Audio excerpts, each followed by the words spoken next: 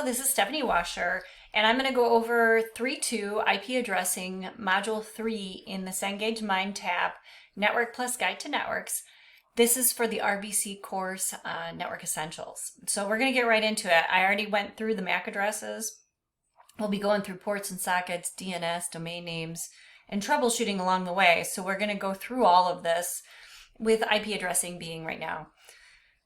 And we'll go through the OSI model, and this is the layer 3. So network layer, layer 3, IP addressing. Sometimes they like to give you questions where it'll ask you about a layer 3 address or a network address. It's all considered the IP address.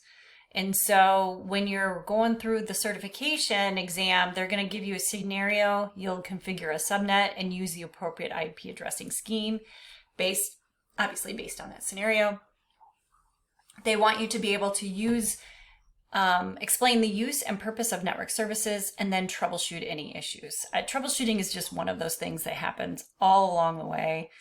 And as you kind of keep moving up those OSI layers, we kind of have more responsibility and more items that we need to think about. So the layer 3 network layer, that's the IP address. So it can be layer 3 address, network layer address, IP address, all the same. Sometimes the IP address is also called the logical address.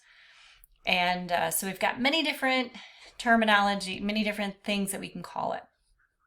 And remember that the MAC address is also called the physical address because it's on that network card.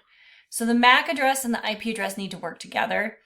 The MAC is the internal, it's used by the switches. So the switches are at layer 2. And the routers are at layer 3. So the MAC address is just for internal communication, local network communication, and the IP address, you need that to communicate outside the network. So you need a gateway. So what happens is we can assign these IP addresses statically, or we can dynamically assign them. So unlike a MAC address where they're already burned onto the network card, or they're already on the network card for us, we have to actually set these IP addresses. So whether we do it through a server, or a static IP address, so whether we set it ourselves manually or we set it via a DHCP server, we need to make sure that the IP address is on the computer. Otherwise, we can't communicate, we can't get online, can't get to the internet. So the DHCP server, that's actually Dynamic Host Configuration Protocol, and it just manages all of the IP addresses. So when a computer asks for an IP address, it'll go out and it'll say, so like say for example, my computer is set up for DHCP.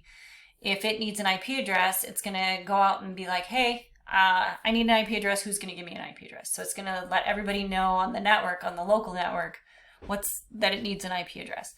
And then the server, the DHCP server, will come back and say, I'm the one that gives you the address. And then they negotiate figuring that out. So what you can do is if you type in ipconfig, so I went into command prompt. I have command prompt on my taskbar, but you can just go to the search button and type in CMD to go to command prompt, or you can right click on the window. So if you're Windows 11, you can right click on the window. Even in Windows 10, you can right click on the window. And we've got terminal or terminal with administrative privileges. So if I click on that, it always wants to double check on that. I always like to do the terminal with administrative privileges. And it really is Windows PowerShell because it says it up here. But if you want to go in and you want to use PowerShell completely, and because PowerShell is generally, blue, but what I like is the Windows PowerShell ISE because it has all the commands on the side. That was a little digression from the information in the book here, but this is the good old command prompt. It's the black with the white lettering, and then the PowerShell is generally blue. And if you know command line, you're going to be set. And you don't have to know everything about it, but you have to be familiar with it and be able to work around things. So for general networking, trying to figure out your IP address, whether you're set up for DHCP or not, you can type in ipconfig, and this is how you know you're in PowerShell. because it's going to give you different colored letters. So if I went into general command prompt here and I type in ipconfig, there's no changing a color there. See, and we're gonna get the same result. It's not a big deal. So ipconfig just by itself gives you a little bit of information. The trouble with my computer is I have VMware installed because I use it for a lot of different things.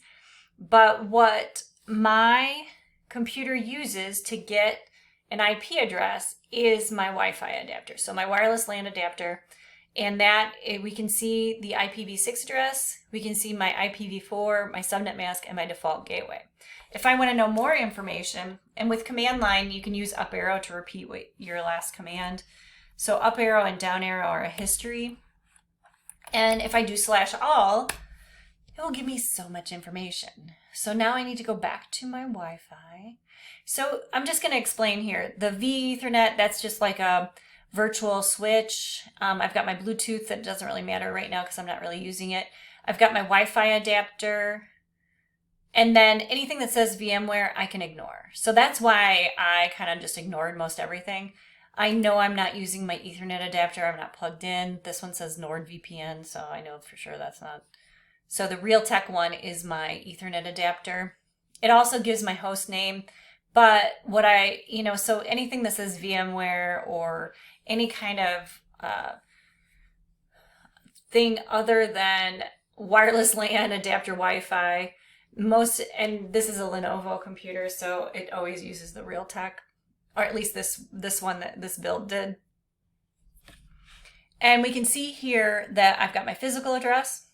I've got it says here DHCP enabled. Yep, it's enabled.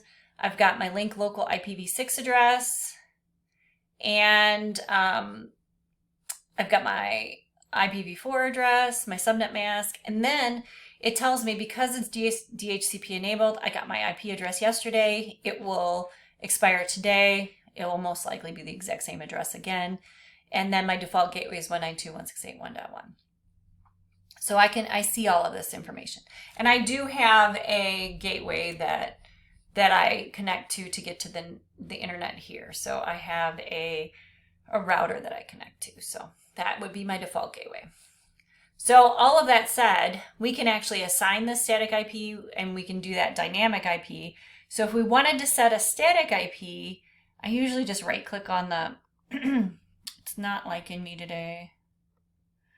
I usually just right click on the icon in the corner, whether it's a computer or whether it's the wireless symbol, either one is going to work. And we have network and internet settings. We got troubleshoot or diagnose network problems. I always just go to network and internet settings. This is Windows 11.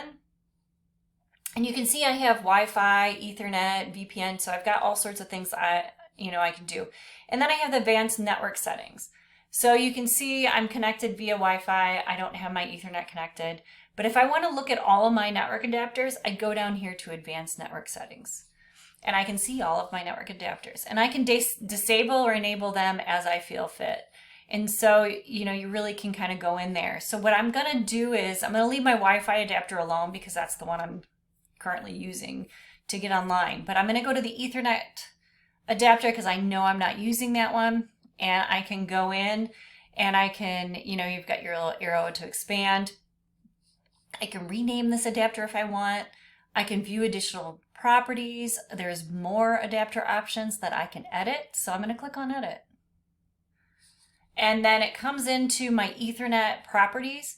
And this is what I like to see when I'm actually, this is kind of more like the Windows 10, Windows 7 version, because you can change your adapter properties a different way as well. But this one's kind of the way that I like to use. So I just clicked on edit, and then it shows me all of the different connections. And what I actually want to set is my IP Internet Protocol version 4, my TCP IPv4, because you can set your IPv4 address or you can set your IPv6 address. So Internet Protocol version 4 is just your IPv4 address. Internet Protocol version 6 is your IPv6 address. So for this example, I'm just going to worry about IPv4 right now. And you can either click once and go to properties, or if you double click on it, it automatically pops up. So We can obtain an IP address automatically, which is DHCP, or we can use the following IP address. So we can click on it and we can type in 192.168.1. And I believe 20 is what my IP address was. And if I click on subnet mask, it will automatically come up with a subnet mask.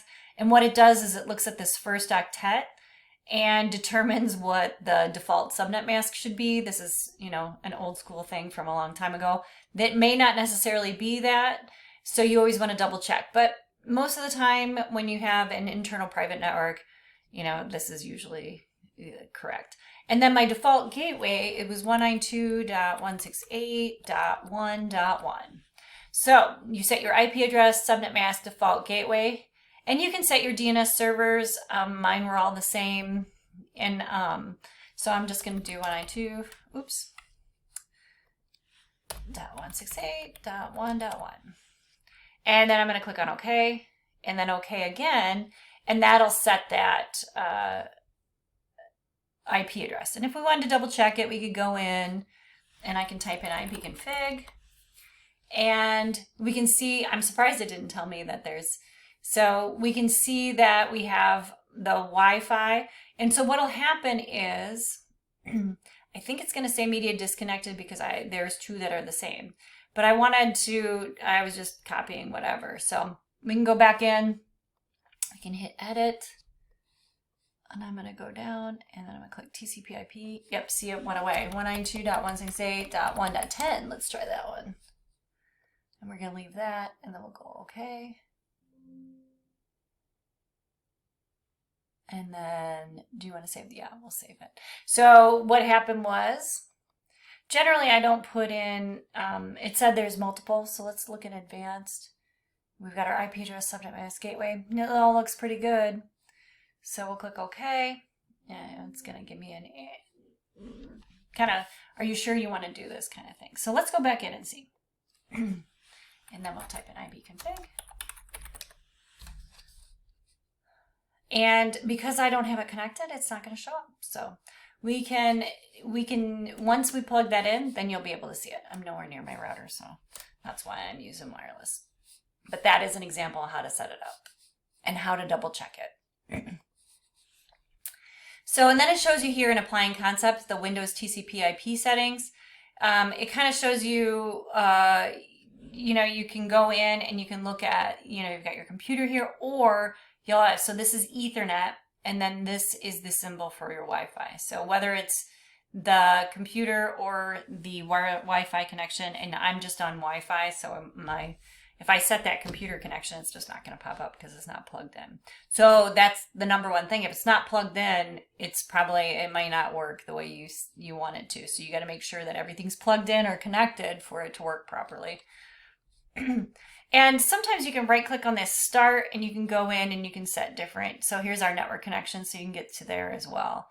I like right click on start. I feel like sometimes I get better options.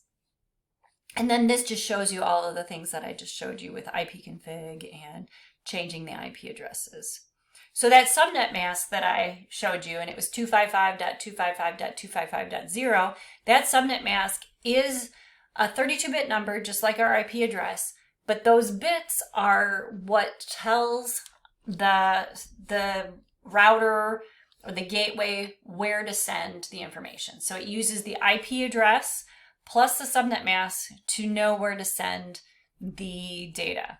And so that subnet mask tells the router what part is the network address and what part is the host address or host portion of that address. So we've got network address versus host.